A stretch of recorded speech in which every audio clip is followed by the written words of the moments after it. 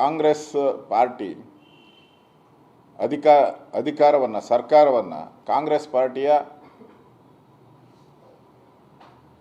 ಅಧಿಕಾರಕ್ಕೋಸ್ಕರ ಉಪಯೋಗ ಮಾಡಿದ್ರೆ ನಾವು ನಿಶ್ಚಿತವಾಗಿ ಅದರ ವಿರುದ್ಧ ಹೋರಾಟವನ್ನು ನಾವು ಮಾಡೇ ಮಾಡ್ತೀರಿ.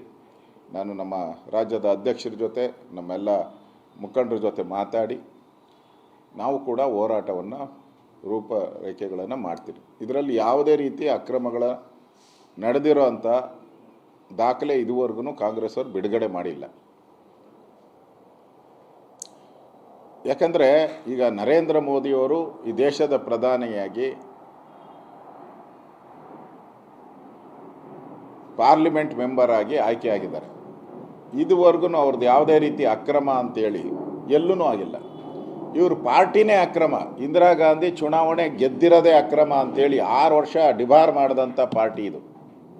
ಡಿಬಾರ್ ಆಗಿರೋಂಥ ಪಾರ್ಟಿ ಚುನಾವಣಾ ಅಕ್ರಮ ಮಾಡಿ ಒಬ್ಬ ದೇಶದ ಕಾಂಗ್ರೆಸ್ಸಿನ ಪ್ರಧಾನಿ ಕೋರ್ಟಿಂದ ಛೀಮಾರಿ ಹಾಕ್ಸ್ಕೊಂಡು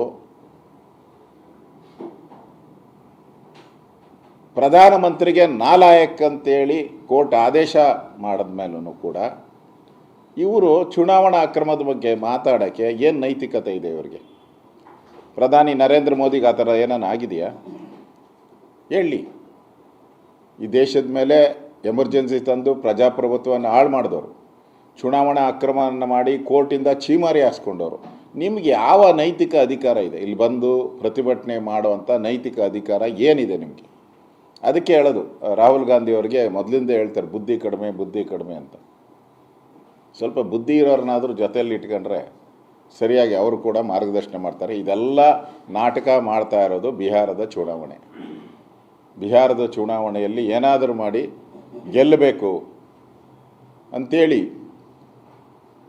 ಚುನಾವಣಾ ಆಯೋಗದ ಮೇಲೆ ಒತ್ತಡ ತರುವಂಥ ಪ್ರಯತ್ನವನ್ನು ಮಾಡ್ತಾಯಿದ್ದಾರೆ ಅಷ್ಟೇ.